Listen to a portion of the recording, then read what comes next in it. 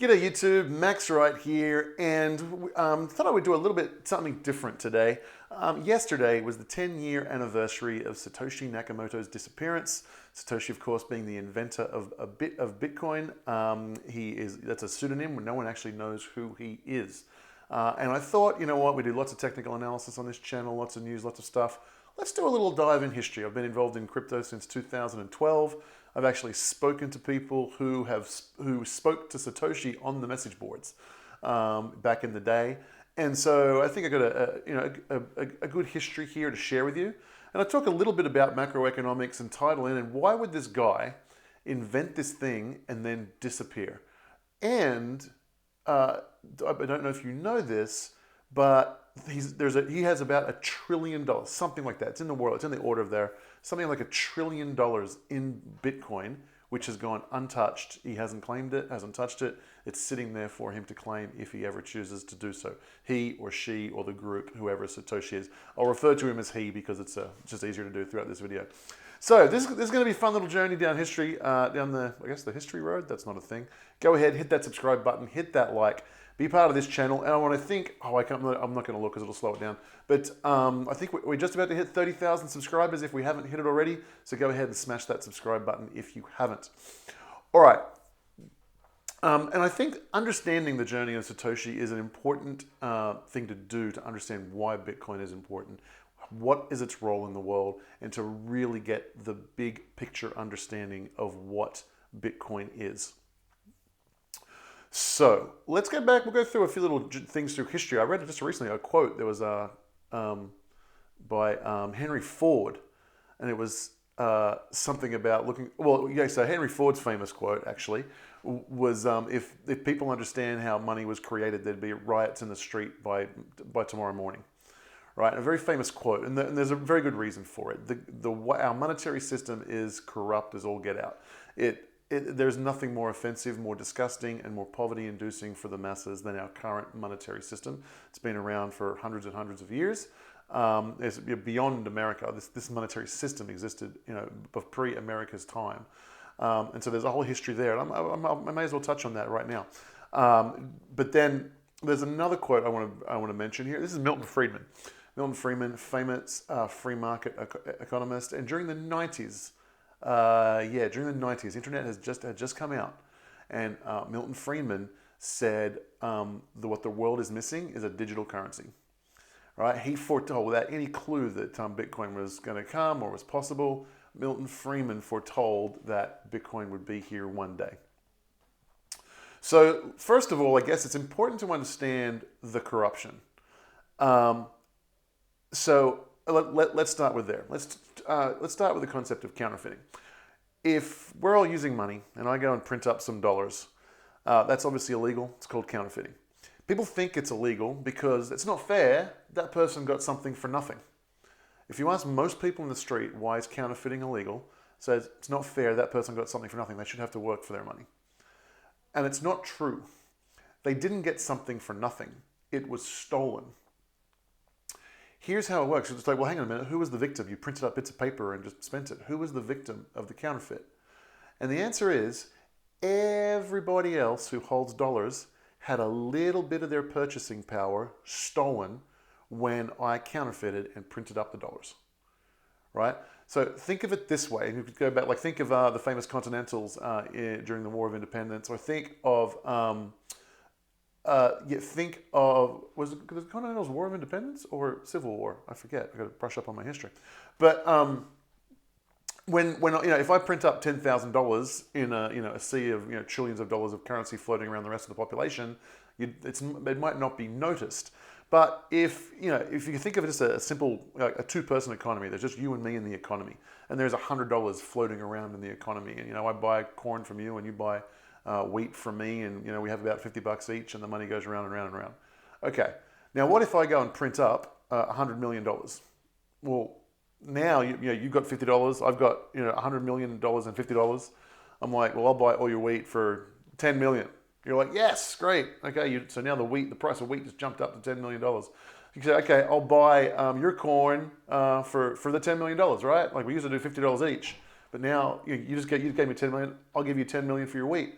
It's like, I don't want your 10 million. I'd prefer to keep the wheat than add just $10 million to my $100 million. And so now the price started going up with the purchase of the corn, and now everything is completely unaffordable. What happened?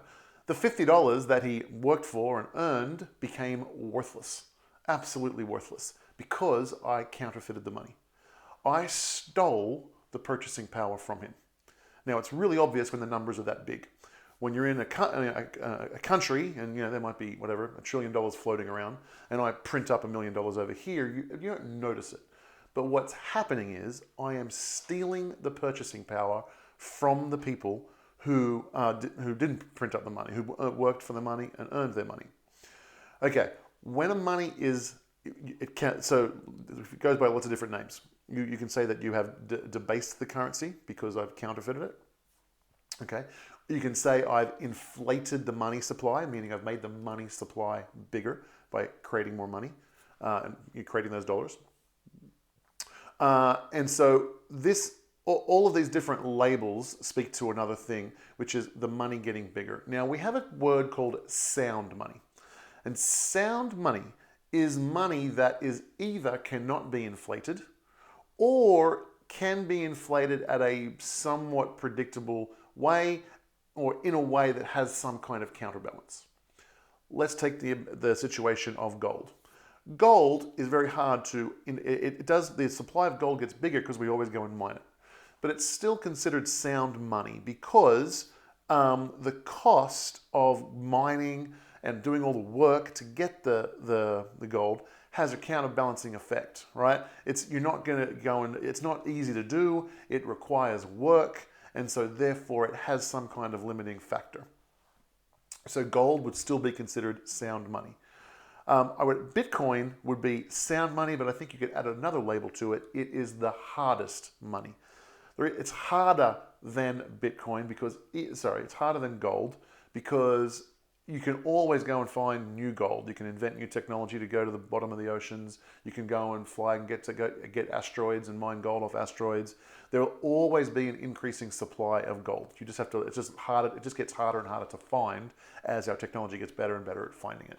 Bitcoin, there's going to be 21 million. It does not inflate. So it is also sound money, but it is the hardest money. Okay, a few little lessons in there. I want to move on to, we're trying to tie this into why the system is corrupt. So if that's our definition of hard money, and we've already talked about counterfeiting being theft, what the governments do with their paper currency, so they can go and just print up the money. Now, when I print up the money at home, it's called counterfeiting and it's theft. When somebody puts on a suit and does it in a fancy building, when they print up the money, it's still theft. The mechanism is still there. The people who print the money, in this case it's government, so it's a little bit questionable. Is it government? We're keeping it simple, but let's say it's government on step one. On step one, let's say the government is responsible. So they're printing. So they're stealing off all of their citizens for the sake of funding government, right? Step one, we'll grant that. In actuality, what also happens is that a small group, a private cartel of banks also get to print money. The governments print money, they print a little bit of money. That money floats into the universe, into the economy. There's now more money in the banks. The banks have a mechanism called fractional reserve banking. The more money, if they have $1 million in deposits, they get to create $10 million. They get to print $10 million and loan it out to people. So step one is the governments print money. Step two, that's like you could argue that's for the people because government represents us. Let's pretend that's true for a second, but okay. You could argue that's for us. But step two of the system is the government prints money, gives it out in welfare, gives it out in checks, gives it out in the street sweepers' salaries. The money goes into the economy. We, the people now, the street sweepers and everything else, put the money into the bank. The amount of money into the bank just got bigger. The bank now has permission to print 10 times more money than what the street sweeper put into the bank. And so the vast majority of money printing happens at the bank level, which is privately owned, as opposed to the government level. Now, all of this really comes down to corruption. You got to remember, this is all stealing. So the banks are stealing from us through inflation. The governments are stealing from us through inflation.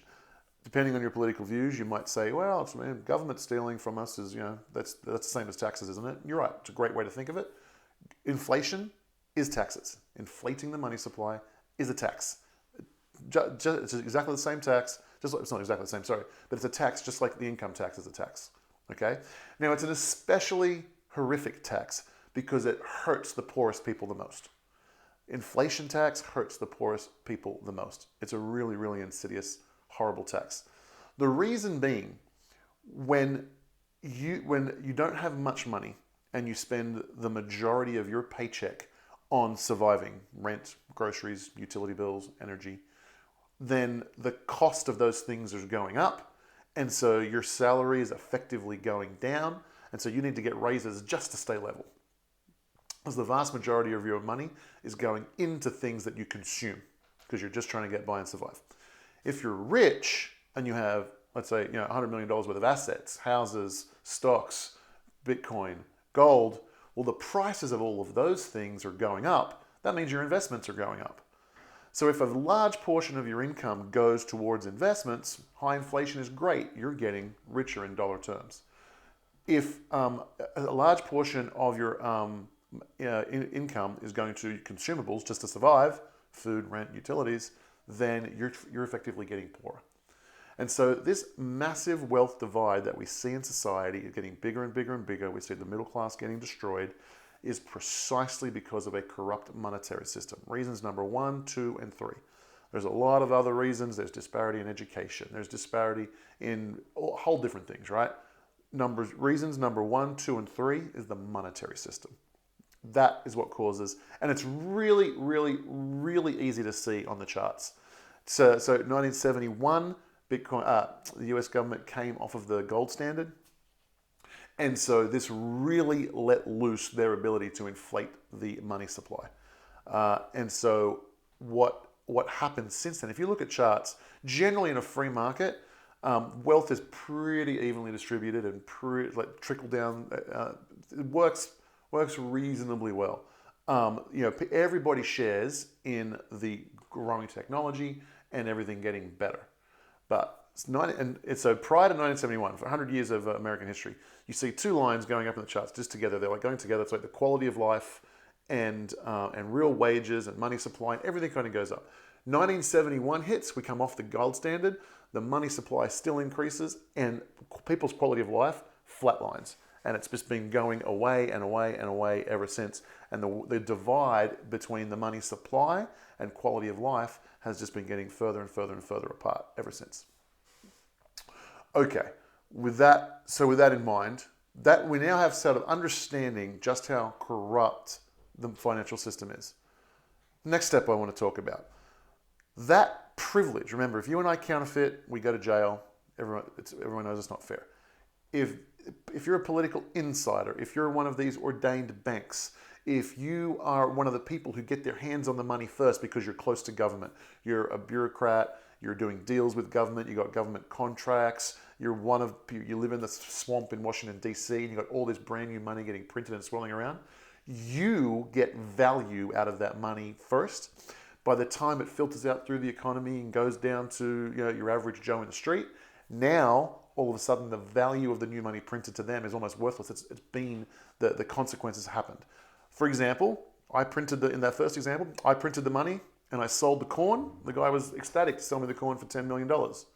When it came back and he was ready to buy my wheat, all of a sudden $10 million wasn't enough for the wheat, right? So the closer you are to the money printing, the more value you get out of it. If you're on the outer rings, it just hurts. Money printing is extremely costly for you. That's why the corruption is there. Okay, so the problems in society, a massive wealth divide and growing, and this corruption that goes along with this whole system. Satoshi said, well, first of all, this concept is very, very, very well understood by the people who are benefiting from it. The people who are close to government, who are close to the banks, You see all these regulators. Oh, I was CEO of this bank for 20 years. Now I'm a regulator of the banks, and then back and forth and back and forth and back and forth. This little closed door community of people who are just all insiders scratching each other's back, they understand the privilege they have very, very well. And they expand their tentacles. They use all this wealth to maintain their monopoly on counterfeiting. They have a monopoly on counterfeiting. They get all this extra money, and the quantity of money you can't even fathom. Like the amount of money that this cartel has is mind-blowing. With all this money, they can buy up newspapers, television networks, cable news networks, book companies, publishing companies, Boy Scouts, Girl Scouts, you name it. They can buy up all these things, and they have influence, right? And they're using all of this money. All of this corruption works together. They're like tentacles. There's a reason you don't learn about money in schools, because they have taken care of the schooling system. They've influenced the schooling system to make sure you don't learn this at school. Why don't you learn it in universities, in higher learning? You speak to people with master's degrees in economics. They can't explain the corruption of money printing. Huge propaganda news networks, huge propaganda things, and academia working together. Like you've got academia and news talking about modern monetary theory, which is exactly the same as age-old monetary theory, print money. So all of these tentacles of propaganda, education is all bought and paid for by this money, and their privilege is very, very protected, so protected that 9 out of 10 people in the streets can't even tell you what their privilege is, doesn't even understand it, thinks the wealth divide is because of racism or because of all of these things play a part. I'm not saying it's nothing, but they're insignificant next to the printing of money. Okay, they understand they have this privilege. They work extremely hard to protect it. We've talked about some of that. Another way they go to protect it. Here's where we start to get close to what the founding mission of Bitcoin was. Gold is hard money. And if we could use gold as money, we used to have a gold-backed currency. So it used to be gold as currency, as money. Then it's like gold's heavy, it's annoying. Let's use paper currency. We'll put our gold in the vault. They'll issue paper receipts. We can use paper to represent the gold. We said, okay, that sounds fair, cool. A little bit of corruption goes on. We're like, okay, well, you know what? It's not quite working. We're now going to use fractional reserve banking. So put 1 ounce of gold in the bank. Now we'll give out 10 receipts for it. The beginnings of fractional reserve banking starts to work. And then more corruption. There's just no gold anywhere. It's like the whole system collapses. There's a run on the banks. You can't get the gold. And you have a 1971 scenario where it's just like, to protect the country from the gold speculators, we are detaching the relationship between the US dollar and the gold, and you're now in complete corruption land where the whole monetary system is corrupt. This is the journey. Now, there have been private institutions, and by the way, throughout all of history, there's very many times that money is a free market thing. We should be able to exchange in whatever currency we want. We should be able to invent currencies, use currencies. I want to trade in gold. You want to trade in silver. We make a deal. And it's perfectly okay for there to be hundreds of different types of currencies in the world. That's the normal state of the free market. Governments come in and make a monopoly. Say no one is allowed to transact anything else. And if you do, you've got to convert it to dollars and pay taxes according to, in the currency that we make. You have to pay currencies in the currency that we issue. And it's through all of these mechanisms that they herd you into the slaughterhouse of using fiat currency.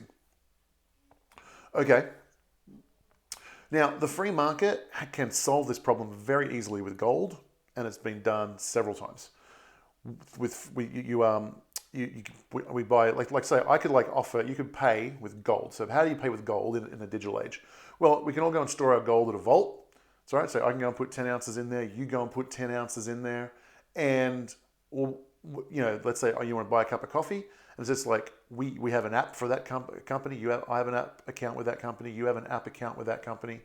And, you say, okay, transfer, 1/10 of a gram of gold from my account to your account. The gold never leaves the vault. It's just your account. What it says, you've got, a 1/10 less, and it says that my account's got 1/10 more, and everything is tracked. Gold in the free market in the 21st economy would be a perfectly fine currency and would work great. And it was tried several times, and something happened. The corrupt cartel, who it wants to protect their privilege and their monopoly of printing money, says, because of funding of terrorism, because of AML and KYC, because of all these things, we think that gold count is being used to launder money, so we have to shut it down. And they send in men with guns and steal everybody's gold. And they tell you, don't worry, fine citizen, we'll keep you safe. We narrowly averted that terrorism disaster because they were about to fund terrorism and you're going to die. And you can tell us thank you later that we did that for you. And so the free market tried to solve the money problem many times with gold. And they failed every time because the privileged through the cartel went and destroyed it, went and stole the gold, was sitting in vaults, and they went and stole the gold. Okay. Satoshi sees all of this. Lots of chatter on the internet. How do we have a digital money? And there was a relatively small circle of people trying to figure this out. How can we have a gold that is censorship resistant? It doesn't work if you have to have a vault where people can go and steal the money, right? We have to figure it out. ... Satoshi figured it out. He came up with the concept of blockchain, and all of a sudden, there is a way to have a currency that is censorship resistant. You can't shoot your guns at math. Government sending over men with guns to confiscate the Bitcoin, well, it's not in a vault. We all hold it ourselves. Like, it could be. It's the dangers of leaving it like a Coinbase. It's the dangers of leaving it in Kraken. It's the dangers of leaving it at BlockFi. You have to understand you're taking on that risk when you have it. Governments can come and say, just confiscate it all. But when the Satoshi's original vision was that we would all control our own individual pieces, which I think we will see a rotation back into in the near future. I'll talk more about that in a different video. So the magic, of all the magics, there's like, I list about 16 different features of Bitcoin that are outstanding. It's like 7 or 8 of them are similar to gold. And then it's got another 8 or so that are unique to Bitcoin that Bitcoin has over and above gold. The number one of all of those, by orders of magnitude, the reason Bitcoin is epic. It is a hard money. It has to be that. Fine. It satisfies those criteria. What it brings to the table that nothing else has ever been able to bring to the table is that it is censorship resistant. You can't shut it down. The consequence of this, now here's what you can do. The governments can harass people. You can go and like grab someone in the town square and blow their brains out. Shoot one, scare 1,000. Or grab some of the big, like go and grab the CEO of Coinbase and throw him lifetime in jail, and you can hurt him. I don't think any of these things are going to happen, by the way. But you could scare, try and shoot one, scare 1,000, and you can do it. And that works to a degree. But when you look at the absolute lesson of history is that governments rise and fall primarily through abuse of their monetary system. It gets so corrupt, so they're stealing so much of money from everyone. They're stealing so much, so fast, that eventually people are so poor, they just ignore the government. And they're willing to die to have a currency to fight with and be able to buy and trade and keep themselves alive. That you see it play out in Venezuela, you see it play out in Zimbabwe, you see it play out throughout hundreds and hundreds and hundreds of times through history. And people just stop caring about all the rules to pen the sheep into the slaughterhouse of using the currency that the government wants. Eventually the people become so poor that they ignore it. And there's a trade-off. What are my chances of being the one who gets shot in the head, shoot one, scare 1,000, to scare everybody else to use the money, versus being able to feed my family? And eventually being able to feed your family wins. And you ignore the rules, and you're willing to take the risk of being the one who gets shot, shot one, scare 1,000. Okay, here's what Bitcoin does. Because of Bitcoin's plausible deniability, do you have gold on you? Well, check your pockets, all right? They can frisk you, find you, and they can find gold. You don't have any plausible deniability.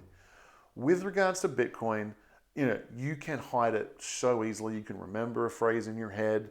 You can, scribble the answer on a piece of paper, one word here, one word there. You can keep your codes. It's like the first letter of every odd number page in the King James Bible, and that can be your code, which can generate your Bitcoin codes for you. There's just a million different ways to have plausible deniability. So what that does is it changes the equation on whether or not you're willing to be the one who gets shot, shoot one, scare 1,000. Whereas, what it does is it raises the floor of poverty. When we see the next cycle play out and governments collapse and people are crying and they can't eat and they're starting to ignore government, when that happens on the next cycle, Bitcoin is there to save everybody.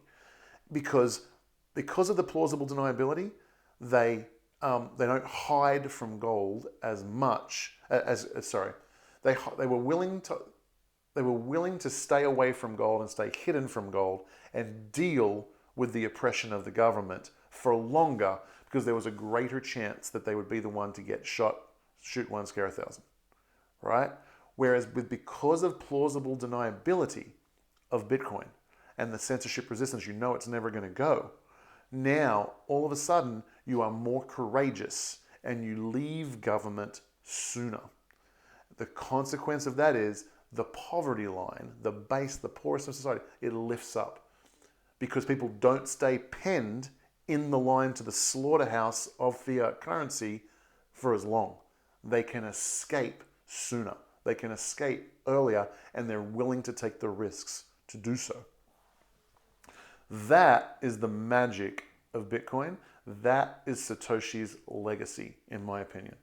And this gift to the world is something so incredible. So now, asking yourself the question, with this view of history, why did Satoshi become anonymous?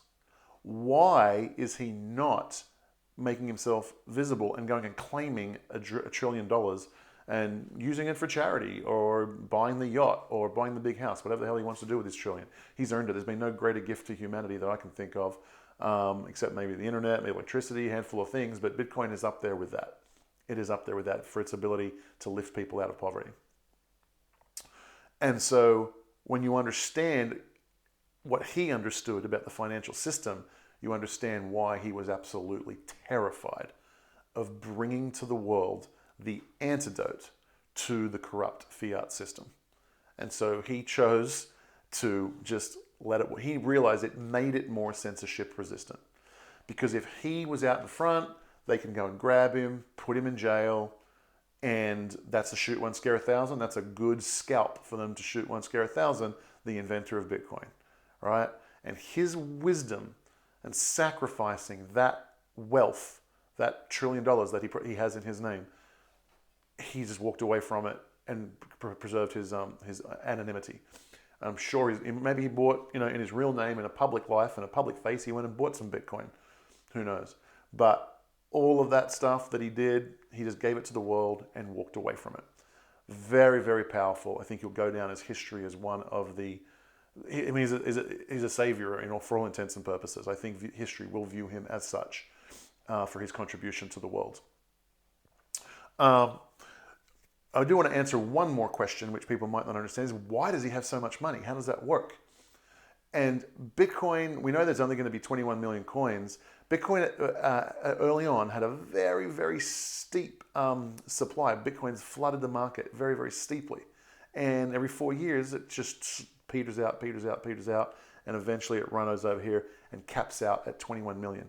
Well, he invented it. And so for the first few years, he was like the only one mining it, or one of very few mining it. And so he was just getting all these Bitcoins. They were just, the supply of Bitcoin was just flooding the market, and he was the only one there scooping them up. So he just got so many Bitcoins at the beginning. That's why. But they have effectively disappeared. Like unless he comes and claims them, they're gone. And so the real supply of Bitcoin isn't actually 21 million because of all the coins that they're not burned, so that's the wrong word. They can still be used if he ever comes forward and claims them. But general consensus is he is not going to do that. And so there's a lot of coins out there, millions of coins. He owns millions of coins, and they're just haven't been used, haven't been touched since 2009. And so the actual supply of Bitcoin is not 21 million. It's actually close to like 17, 18 million, something like that. And a lot of people make arguments because of all the lost coins and other bits and pieces. It's even lower than that. So I hope that gives you guys kind of a history and an understanding of Satoshi, fiat currency, why Bitcoin is so important, what it's doing to this hidden battle where the real war is on fiat currency. The reason that they can corrupt elections, the reason that they can be sexual predators, and as long as you play nice, you'll get away with it. And if you are against them, they'll make up stories about you being a sexual predator and things like that, is because they control the media. How do they control the media? They bought it because they have so much money. It's insane because they can just print it and go and buy this, print it and go and buy Facebook, print it and go and buy Twitter, print the money and go and buy CNN. And that is how the world works. It's very, very important for everyone to understand that. So a really different video today. Tell me, did you learn something in this video today? Was it something interesting for you? Do you like this kind of historical perspective? If so, let me know in the comments below. Hit this like button and please subscribe to this channel for all the fun things regarding Bitcoin. And I'll see you guys soon. Take care.